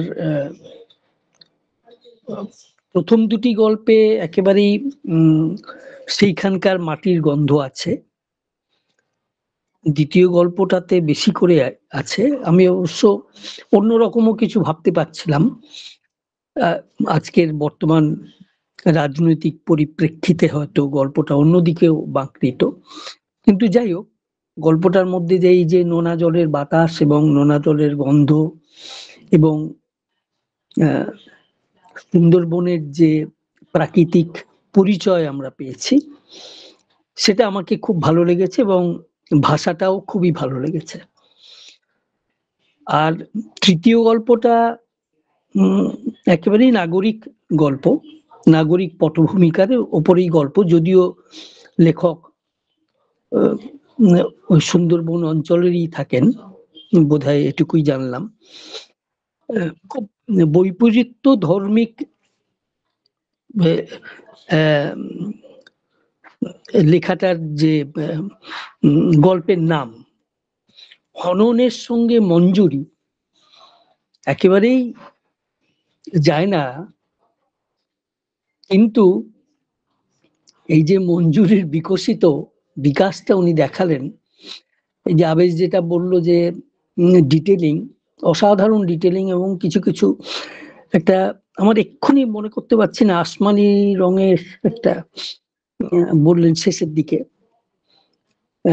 হনন কি এরকম, মানে আমার গল্পটা খুবই ভালো লেগেছে। বিশেষ করে একেবারেই আউট অফ দি বক্স যাকে বলে সেরকম কন্টেন্ট নিয়ে উনি লিখছেন, এবং উনি যে চিত্রকর, এটা আমরা শোনার পরে এটুকু মনে হলো যে সত্যি ছবিতে যে ডিটেলিং থাকে সেই রকমই উনি ডিটেলিং করে গেছেন প্রতিটি পরতে, প্রতিটি ওনার পদক্ষেপে। আমার গল্পটা আমি প্রথমেই বলে দিয়েছি অসাধারণ। আমার এই ধরনের গল্প নিজের ব্যক্তিগতভাবে আমি খুবই পছন্দ করি, সেই কারণেই বোধহয় ওটা স্বতঃস্ফূর্ত একটা বেরিয়ে এসেছিল। আবারও বলছি যে শান্তনুবাবুর এই গল্পটা আমার ব্যক্তিগতভাবে খুবই ভালো লেগেছে। একটা অ্যাবস্ট্রাক্ট চিন্তাধারার মধ্যে দিয়ে যেরকম একটা গল্প লেখা যেতে পারে, এটা একটা খুবই একটা অসাধারণ প্রক্রিয়া, আমার খুবই ভালো লেগেছে। ধন্যবাদ ওনাকে, শান্তনুবাবুকে। নমস্কার। উজ্জ্বল দা একটু বিশদে বললেন, ভালো লাগলো। শুনলাম তিনটে গল্প, হ্যাঁ। প্রথম, দ্বিতীয় এবং তৃতীয়। প্রথম গল্পের মধ্যে একটা নস্টালজিক ভাব আছে, যেটা ওই ছেলেটির নিখিল তার মুখ দিয়ে বলা হয়েছে, এবং বারবার একটা জিনিস ঘুরে এসেছে যে পরীক্ষার পড়া পাসটা এবার করতেই হবে, এবং পরের দিন সরস্বতী পুজো। এই গল্প আমাদের ভাল লেগেছে, আমাদের পরবর্তী যারা প্রজন্ম তাদেরও খুব ভালো লাগবে এরকম আশা করি। খুব সহজ সরল ভাষায় লেখা, কিন্তু তার মধ্যে একটা বলবো যে একটা চাপা কষ্ট এটাও আছে, এটাও গল্পটাকে একটা টান দিয়ে রেখেছে। আর রয়েছে যে ওই বালক বয়সের একটা স্মৃতি, যে বালক আমরা বয়সটাকে আর আমরা কখনো পাবো না এই গল্পের হাত ধরে ছাড়া, এইগুলো একটা ভালো দিক। দ্বিতীয় গল্প যেটা সংকেত, সেখানে আমরা ওই মধ্যম পুরুষের আপনি তুমি দেখতে পাবে, তুমি দেখতে পাবে, তুমি করতে পারবে, এরকম একটা ধরন, এটা একটা মানে কমই লেখা হয়, ঠিকই কথা। সেই তেলে না পোতা আবিষ্কার লেখা হয়েছিল এইভাবে। তো যাই হোক, এই এক্সপেরিমেন্টটা খুব ভালোই কাজ করেছে এখানে। এবং আহ, এই যে মানুষের যে অবমানবের মতো বেঁচে থাকা, জন্তুর মতো, কুকুরের মতো বেঁচে থাকা এখানে, এবং তার ফলে যে রেশনের দোকানের মাইলো খাওয়া কংগ্রেস আমলে, হ্যাঁ, ইত্যাদি বলে যে আমাদের আহ, কতটা মানুষের সংগ্রামের জীবন আর কতটা তার না পাওয়া, এটা খুব ভালোভাবে উঠে আহ, এসেছে এই গল্পে। তারাপদ ঘরামির মাহিন্দার, তার যে জীবন, আহ, মুকুন্দ মোড়লের ছেলে, উম, এইখান থেকেই যে মানুষের ভালো না থাকা, গল্প শেষ হচ্ছে তারপর পরবর্তী প্রজন্ম বিশু মণ্ডল তার ছেলে ভালো আছে কিনা এইখানে এসে। ফলে একটা এই যে জার্নি, একটা জীবন যাত্রা, তার মধ্যে এই ক্রমশ ভালো না থাকা, এই সুন্দরবন অঞ্চলের হেঁতালের বন, এই সমস্ত আহ, আহ, ব্যাঙের চিত্রকল্প বা উম, উম, এই ঘাড় ধাক্কা দেওয়া, এই সমস্ত কিছুর মধ্যে দিয়ে ফুটিয়ে তুলবার চেষ্টা করেছেন উনি।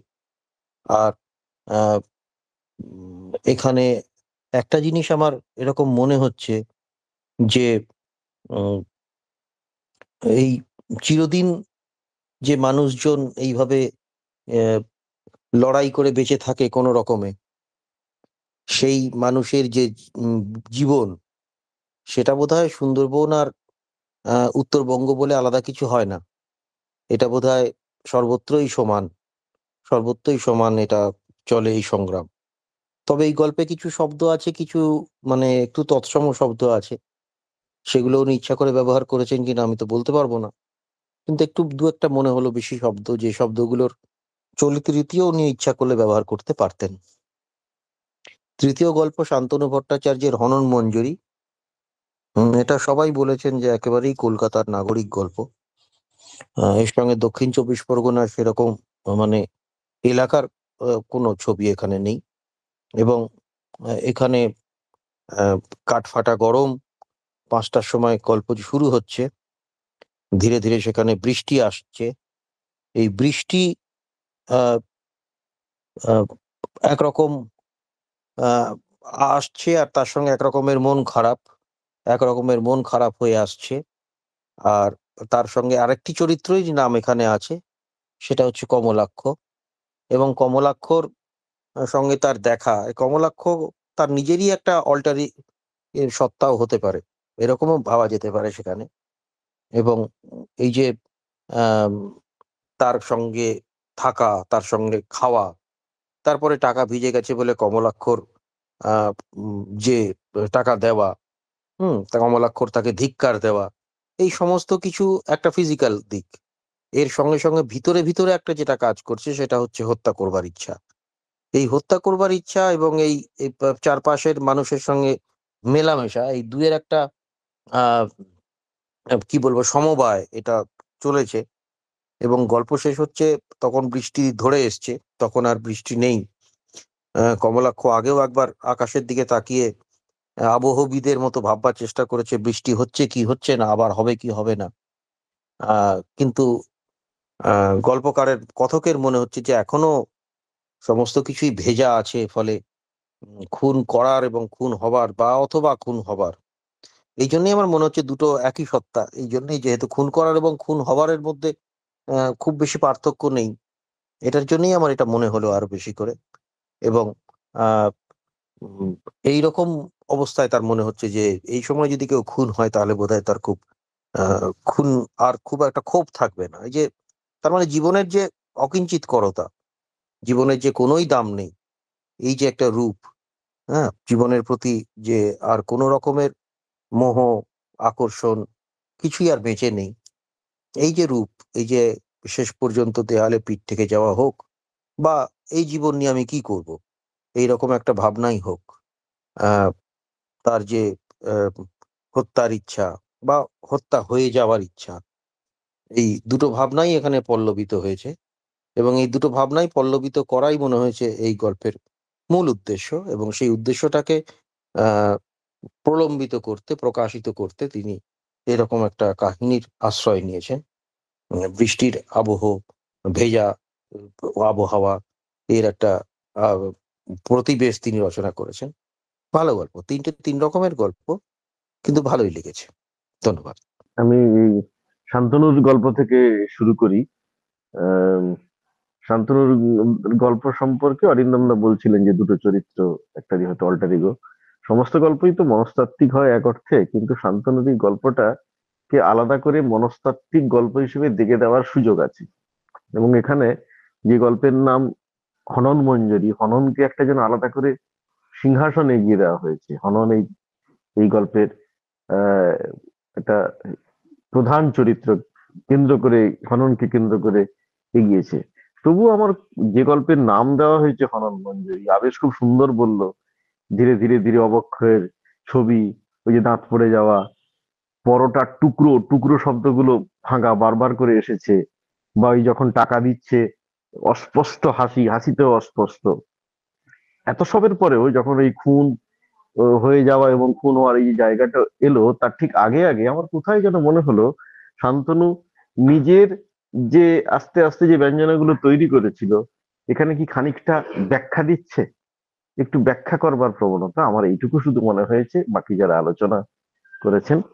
আর তার আগের গল্প অপরেশ বাবুর সংকেত, এইটা আলোচনা প্রসঙ্গে অরিন্দমদা বলছিলেন যে সুন্দরবন হোক বা উত্তরবঙ্গ হোক, যাই হোক না কেন, আমাদের যে বিভিন্ন জীবনের সমস্যা বা ইত্যাদি একই থাকে, কিন্তু স্বরূপ বদলে যায়। প্রত্যেকটা মাটির আলাদা করে পুরাণ থাকে, কিন্তু বিশেষ করে সুন্দরবন বা উত্তরবঙ্গ, যে দুটো শব্দ তিনি ব্যবহার করেছেন, যেগুলো প্রান্তিক জায়গার, তার ক্রাইসিসের স্বরূপ কিন্তু আলাদা হয়ে যায়। আমি এই গল্পের আঙ্গিক নিয়ে বলেছেন, সকলেই বলেছেন, আবেশ বলেছে, অরিন্দমদা বলেছেন যে মধ্যম পুরুষের একটা একটা আদল আছে, যদিও প্রেরণা পুরোটা আবিষ্কার পুরোটাই শেষ পর্যন্ত পাঠক মধ্যম পুরুষেই বলা হয়েছে, কিন্তু এখানে মাঝে মাঝে মধ্যম এবং এটা মিলমিশ হয়েছে। আমার এই গল্প সম্পর্কে যেটা বলার, যে গল্প সংকেত গল্পে ইয়ে শব্দগুলোর কথা বলেননি অরিন্দমদা, আমি দু একটা দেখছিলাম যে উদ্বেল, নিবিড়, এই শব্দগুলো সত্যি সত্যি এটার একটা কথা ভাবতে পারতেন যদি অন্য কোনো শব্দ দেওয়া, 1 নম্বর। আর 2 নম্বর, আমার মনে হয়েছে কবিতার সঙ্গে গল্পের তো আলাদা করে জলচল কোনো সম্পর্ক নেই, এবং কোনো গল্প যদি কাব্যিক হয় সে তো ভালো, খুব ভালো, কিন্তু এই গল্পে আমার মনে হয়েছে এই কাব্যিকতা কখনো কখনো গল্পটাকে নষ্ট করেছে, ক্ষতি করেছে। বিশেষ করে অনেকগুলো জায়গা, আমার লাইনগুলো মনে নেই, আপনি দেখবেন বা যারা পড়েছেন শুনেছেন তাদের মনে থাকবে, একেবারে যেন অন্তানুপ্রাস, একেবারে ছন্দমিল। এই জায়গাটা আমার কেন জানি না মনে হয়েছে এই গল্পের যে গতি, যে কাব্যময়তা, আসলে অনেক সময় আমরা বলি না যে কাব্য আর কাব্যি, এই দুটোর মধ্যে তফাৎ আছে, যেন কাব্যি মেরে কথা বলছে। কোনো কোনো জায়গায় আমার মনে হয়েছে এই গল্পের যে কাব্য কোথাও কোথাও যেন কাব্যি হয়ে উঠেছে। আর উৎফুল্লেন্দু তার গল্প সহজ সরল, লিখেছেন, বলেছেন, অনিন্দিতা বলেছে পরিচিত ছবি। উৎফুল্লেন্দু তার গল্প যারা আমরা পড়েছি তারা জানি। আমি একটু আগে যে বলছিলাম যে মাটির নিজস্ব কিছু সুবাস থাকে, মাটির নিজস্ব কিছু পুরাণ থাকে। এই সহজ সরল গল্পটা পড়তে পড়তে পড়তে পড়তে তার সুবাস যেন, পিঠে পুরীর সুবাস যেন পাঠকের অস্তিত্বে চারিয়ে গিয়েছিল। ওই অরিন্দমদা বলেছেন একটা দুঃখ, একটা মায়া, পরীক্ষা পাশ করতে হবে, নাহলে মামা বাড়িতে থাকতে হবে। একটা জায়গায় বলেছেন উৎফুল্লেন্দুদা যে এখানে মুনিশের মতো করে থাকতে হবে, তার থেকে মুক্তি। আপাত সহজ সরল, কিন্তু এই ছবিগুলো, এত পরিচিত ছবিগুলো এত গভীর ভাবে দাগ কেটে যায়। এবং উৎফুল্লেন্দুদা কিছু ছোট ছোট ছড়ার লাইন, প্রবাদ, ছবি, এইগুলো সবকটাকে কি অসাধারণ মুন্সিয়ানায় নেরেটিভ করে তুলেছেন, গদ্যের সঙ্গে মিশিয়ে দিয়েছেন। এইটুকু আমার বলার, তিনটে গল্পেই আজকে ভালো লাগলো এবং অন্যরকম অভিজ্ঞতা হলো। আজকে আরেকটা কথা এখানে একটু টুক করে বলে দিই, এই তিনজন গল্পকারের গল্প পড়ার কথা বা এই পুরো ব্যবস্থাপনায় চিরঞ্জয়দা ছিলেন। চিরঞ্জয়দা নির্বাচন করেছিলেন আজকে এই 3 গল্পকারকে। চিরঞ্জয়দাকেও ব্যক্তিগতভাবে আমার পক্ষ থেকে ধন্যবাদ। আচ্ছা, আমি প্রথম গল্পটা শুনতে পারিনি, দেরি করে ঢুকেছি। অফিসের কাজে। আর দ্বিতীয় গল্পটা সম্বন্ধে অনেকটা আলোচনা হয়েছে, দুটো গল্প নিয়ে তিনটে গল্প নিয়ে আলোচনা হয়েছে। আমি শেষ গল্পটা নিয়ে কয়েকটা কথা বলছি, হনন মঞ্জুরি শান্তনু বাবুর গল্পটা নিয়ে। আচ্ছা, প্রথম কথা হচ্ছে যে অরিন্দম বাবু যে আলোচনাটি করেছেন, যেখানে মূলত গল্পটা মধ্যে বিশ্বজিৎদার কথা নিয়ে বলছি, যে একটা মনস্তাত্ত্বিক ভাবনা, তার সঙ্গে খুন হওয়া, খুন করার যে ভাবনা, তার যে খুব কাছাকাছি এই দুটো ভাবনা একটা সহাবস্থান থাকে মানুষের মধ্যে, সেটা পল্লবিত করার উদ্দেশ্যেই গল্পটি লেখা হয়েছে। এবং আবেশবাবুর যেটা বললেন যে ওই কয়েকটি অলংকারের কথা, যেগুলো বেশ সুন্দর লেগেছে, তার অনবদ্য লেগেছে। এবার আমি যদি গল্পের আলোচনায় আসি, গল্পটি ভালো কত ভালো সেই জায়গায় আমি বলছি না, আমি শুধু আলোচনাটাই করছি। সেটা হচ্ছে যে যেটা পল্লবিত হয়েছে এই মনস্তত্ত্বের মধ্যে দিয়ে, সেই পল্লবিত করার জন্য যে চরিত্র বা যে ব্যাখ্যা বা যে মনস্তত্ত্ব বা যে দার্শনিক চেতনা এখানে শান্তনুবাবু এনেছেন, সেটা দিয়ে আমার কাছে শান্তনুবাবুর দার্শনিক চেতনা পরিষ্কার হয়নি। মানে এই হনন মঞ্জরি, যে যে দ্বান্দ্বিক সহাবস্থান, আমরা রূপমঞ্জরি শুনেছি, কিন্তু মঞ্জরির আগে হনন, এই যে দুটো স্ববিরোধী দুটো শব্দকে একসঙ্গে আনা হয়েছে, এটা যে খুব কঠিন একটা শব্দবন্ধ, এবং এই কঠিন শব্দবন্ধকে যদি পরিষ্কার করে তুলতে হয় তার ভাবনাটাকে, তার জন্য যে পরিমাণ ব্যাখ্যা, যে পরিমাণ যে গভীর চরিত্রায়নের দরকার, এবং তার মুখ দিয়ে যে কথাগুলি বলা হয়েছে কথক এবং কমলাক্ষ বাবুর মধ্যে দিয়ে, সেটা হয়তো আরো গভীরে যাওয়ার দরকার ছিল। যেতে পারতো কি পারতো না সেটা অন্য কথা, কিন্তু গভীরে যাওয়ার দরকার ছিল, যেখানে যে ধরনের ভারী হনন মঞ্জুরি নামটি যেভাবে আর কি নির্বাচন করা হয়েছে গল্পের নাম হিসেবে, এইটা। এবং আরেকটি কথা আমি বলছি, যে যে এই যে অবক্ষয়ের কথা যে আভাসগুলো দেওয়া হয়েছে, যে পটের টুকরো বা দাঁত খসে যাওয়া, এইগুলি দিয়ে যে খুব বেশি অবক্ষয়কে চিত্রিত করা যাচ্ছে এটা আমার কখনোই মনে হয়নি। যে অলংকারগুলো আরো অন্যরকম ভাবেও করা যেতে পারতো, বা সেটা সেটা অবশ্যই গল্পকারের নিজস্ব ভঙ্গিতে তিনি তুলে ধরেছেন। কিন্তু এই কথাগুলি দিয়ে, কারণ এগুলো তো রূপকের আশ্রয় নিয়ে দেওয়া, কিন্তু রূপকের আশ্রয় নিয়ে যদি কোনো অবক্ষয় বা কোনো গভীরতা বা কোনো বাস্তবতার বিস্তারকে বর্ণনা করতে হয়, তার জন্য যে রূপকের গভীরতা বা যে মুন্সিয়ানা দরকার, সেটা হয়তো আরো বেশি প্রয়োজন ছিল এই গল্পে। আচ্ছা, আরেকটি জিনিস যেটা আমার কাছে অদ্ভুত লেগেছে, সেটা হচ্ছে প্রথমেই বলা হয়েছে যে বৃষ্টিতে ভেজার পর যারা আমার কোনোদিনও উপকারেও আসবে না তাদেরকে বন্ধু ভাবতে শুরু করেছেন আর কি কথক। এটা আমার কাছে খুব আশ্চর্যের মনে হয়েছে। মানে আমি যদি আমার কথা বলি, যে কোনো সাধারণ মানুষ বৃষ্টিতে ভেজার পর তার মধ্যে যদি কোনো দার্শনিক চেতনার উপলব্ধি না হয়, তাহলেও কিন্তু আমি অনেককেই বন্ধু করি যারা আমার কোনো উপকারে আসবে না। মানে সাধারণ মানুষ বৃষ্টিতে ভেজার আগে যখনই সাধারণ, তার মধ্যে কোনো মনস্তাত্ত্বিক চেতনা বা কোনো গভীর দার্শনিক চেতনার উপলব্ধি হয়নি, তাহলে কি প্রশ্ন ওঠে, তাহলে কি তিনি তাদেরকেই বন্ধু করেন যারা তার উপকারে আসবে? কথকের এই কথার মধ্যে দিয়ে আমার কিন্তু একটা সন্দেহ দেখা দিয়েছে, যেখানে উনি একটা দার্শনিক চেতনার কথা বলছেন। এটা কেন বললেন এই কথাটি? আর বাকি আরো অনেকগুলো শব্দ বা অনেকগুলো ভাবনার মধ্যে কিছু দ্বান্দ্বিক, কিছু বিরোধী জিনিসপত্র আমার মধ্যে ধরা পড়েছে। আমি সেখানে বিস্তারিত যাচ্ছি না। আমার মনে হয় এইটুকুর মধ্যে দিয়েই আমি বোঝাতে পারছি যে আমার গল্পটা সম্পর্কে আমার কি ধারণা। কিন্তু একটি কথা বলবো, যে গল্পটি যেহেতু, আর গল্পটিকে আমার কাছে নাগরিক মনে হয়নি। মানে মোগলাই পরোটা, বাস স্ট্যান্ড, বা ওই যে যেখানে দাঁড়িয়েছিলেন কমলাক্ষবাবু কয়েকজনের সঙ্গে, এগুলো নাগরিক চিত্র হলেও গল্পটি নাগরিক নয়। গল্পটির মধ্যে একটি দার্শনিক চেতনা এবং এই হননের মধ্যে দিয়ে একটা ভাবনার জায়গা তুলে ধরার চেষ্টা হয়েছে। এবং দার্শনিক ধারণা কখনোই নাগরিক হয় না, সেটা নাগরিকতা ছাড়িয়ে আরো অনেক দূর অব্দি যেতে পারে আর কি। সেজন্যই আমাকে যেটা নাগরিক মনে হয়নি। আর এইটুকুই বলি। আর তো যেটা বললাম, যে দার্শনিক, মূল কথা হচ্ছে যে দার্শনিক ভাবনার প্রেক্ষিত এইখানে তুলে ধরার চেষ্টা করা হয়েছে, এবং গল্পটির নামের সাপেক্ষে যদি বলি, গল্পটি এবং চরিত্রায়নের মধ্যে দিয়ে গল্পটিকে আরো গভীরে নিয়ে যাওয়ার প্রয়োজনীয়তা ছিল। এটাই হচ্ছে মূল বক্তব্য আমার। ধন্যবাদ। আমার তিনটে গল্পই বেশ ভালো লেগেছে, এবং শঙ্করদ্বীপের আলোচনাটাও বেশ ভালো লেগেছে।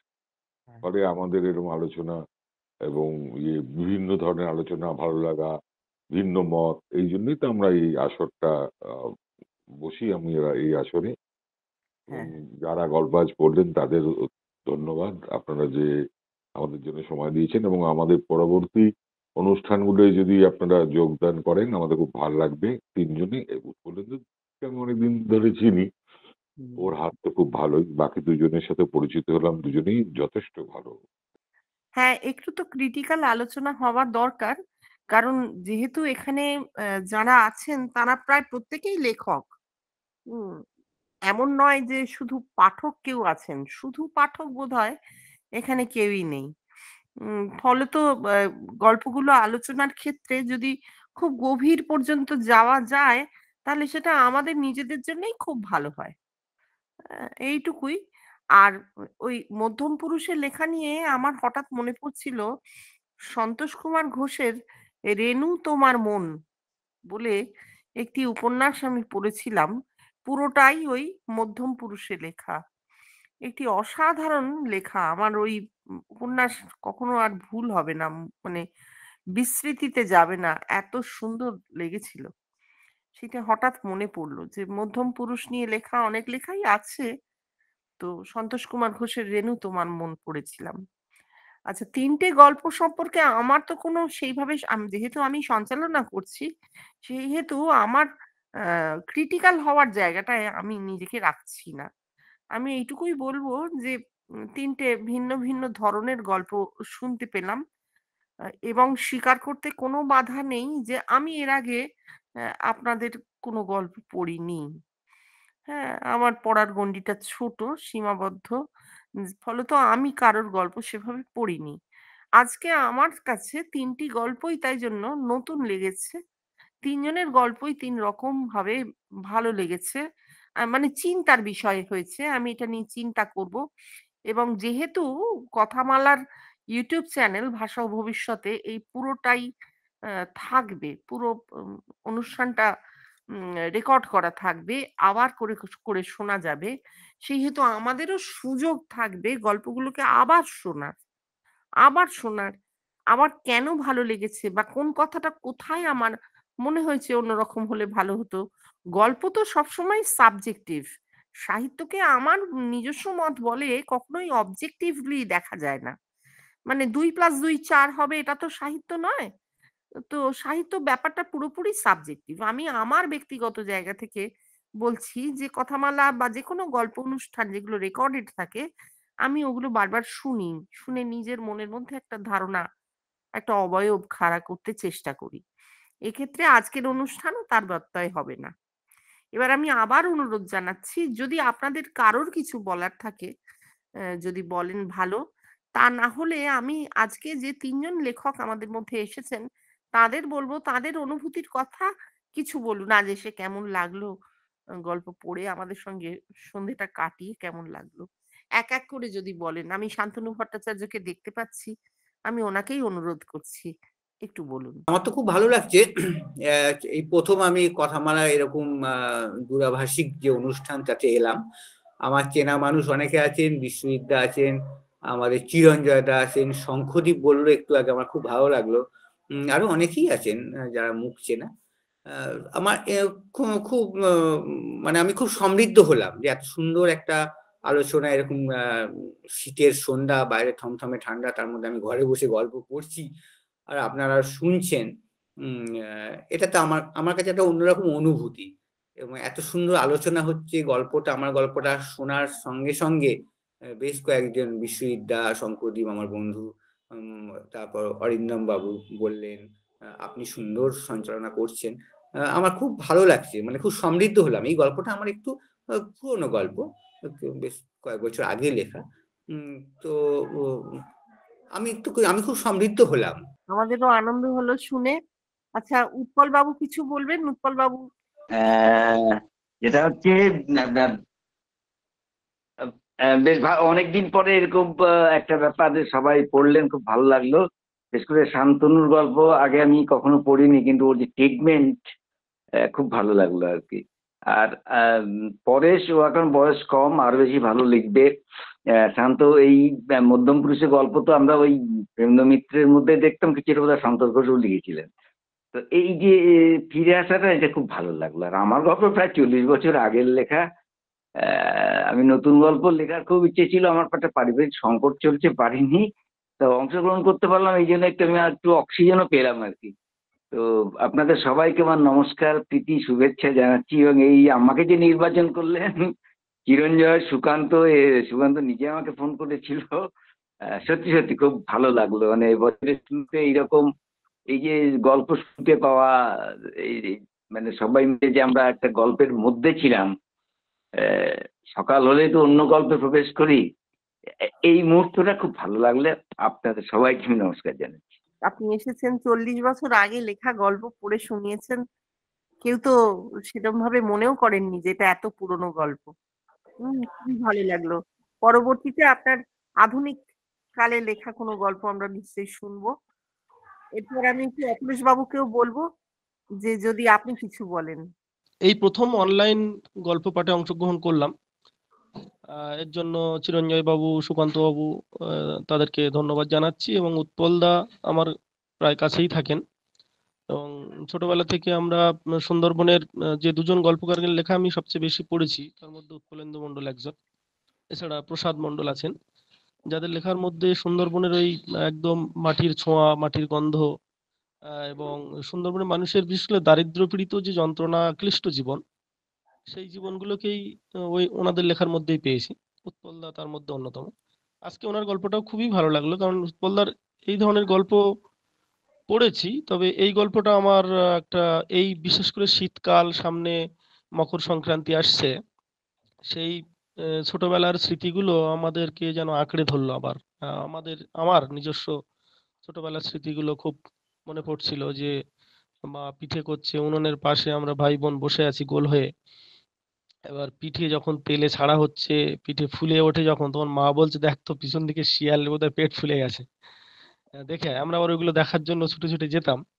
তো ওই যে রহস্যগুলো, গ্রামের হু হু উত্তরে বাতাস, তার মধ্যে একটা জীবন, তখন এই ক্ষেত মজুর পরিবার, তাদের যন্ত্রণাগুলো। যাই হোক, এটা আমার প্রথম এই ধরনের গল্প পাঠ।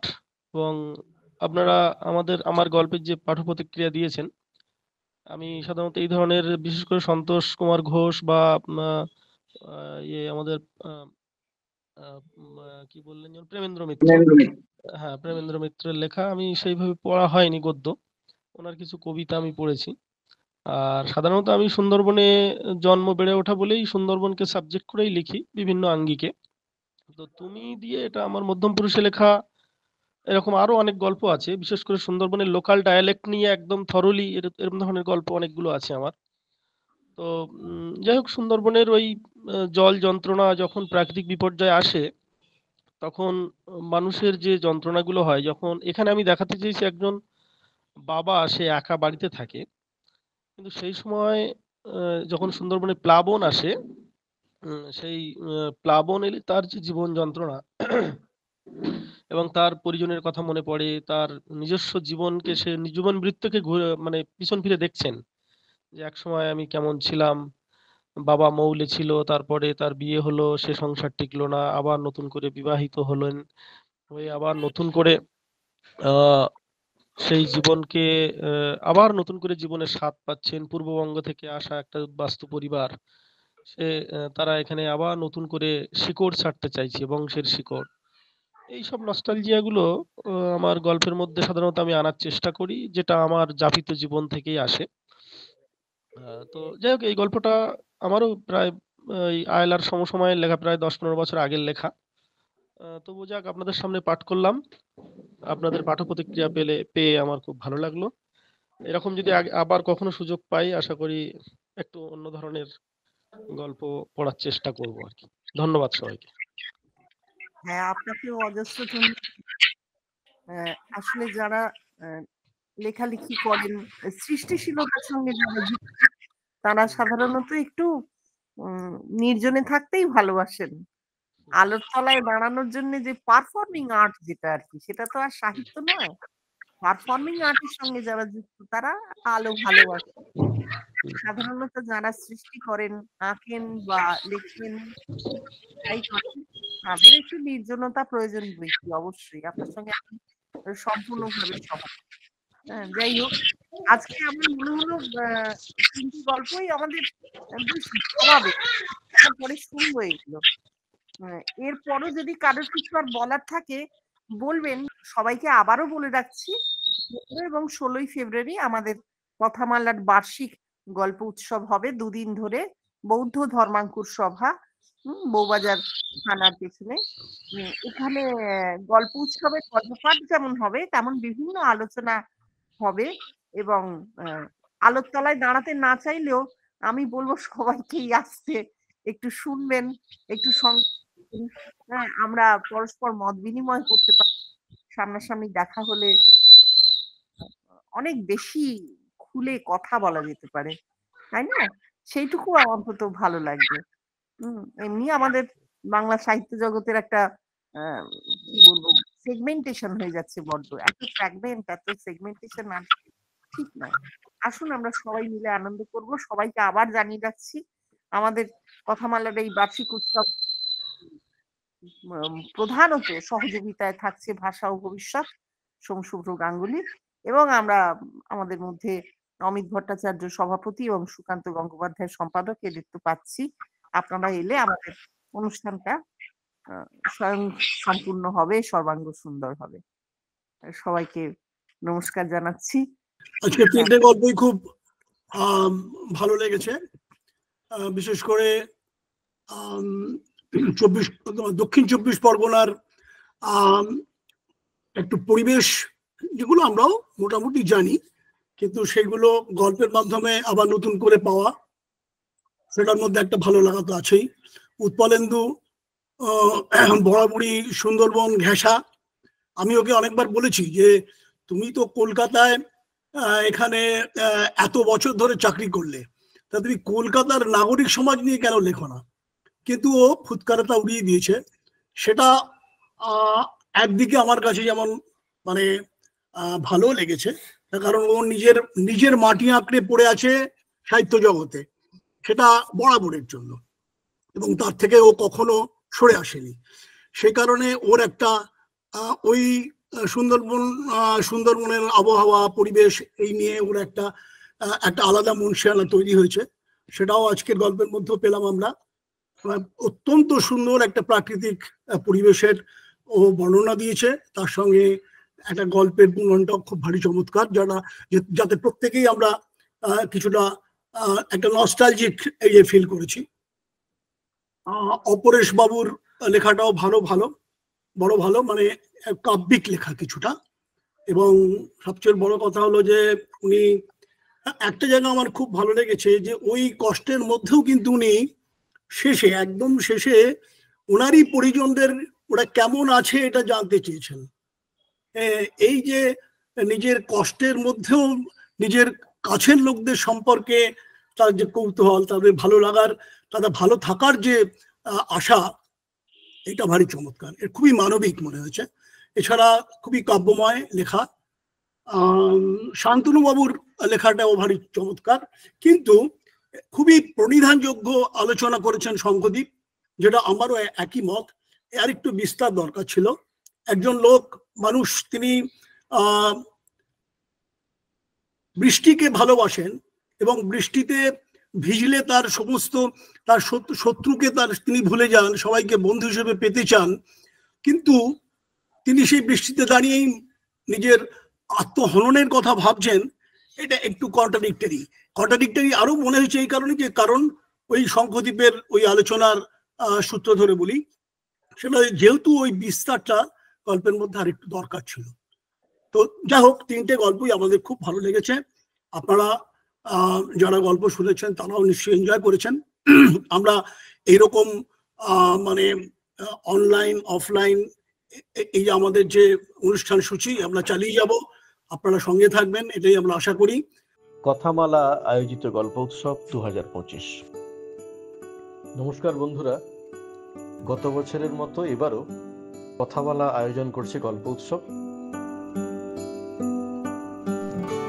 আগামী 15 এবং 16 ফেব্রুয়ারি 2025 শনিবার ও রবিবার কলকাতার বৌদ্ধ ধর্মাঙ্কুর সভার কৃপাশরণ হলে একটি গল্প উৎসবের আয়োজন করছে কথামালা। ভাষা ও ভবিষ্যতের সহযোগিতায় আয়োজিত এই দুদিনের গল্প উৎসবে গল্প পাঠ থাকবে, গল্প নিয়ে থাকবে আলোচনা, গল্পের বই প্রকাশ, পত্রিকা প্রকাশ। আপনারা সকলে চলে আসুন। শনিবার 15ই ফেব্রুয়ারি অনুষ্ঠান শুরু হবে দুপুর 1টা থেকে, শেষ হবে সন্ধ্যে 7টায়, এবং পরের দিন 16ই ফেব্রুয়ারি রবিবার সকাল 10টা থেকে অনুষ্ঠান শুরু হবে। দুপুরবেলা খাওয়ার ব্যবস্থা আছে এবং শেষ হবে সন্ধ্যে 7টায়।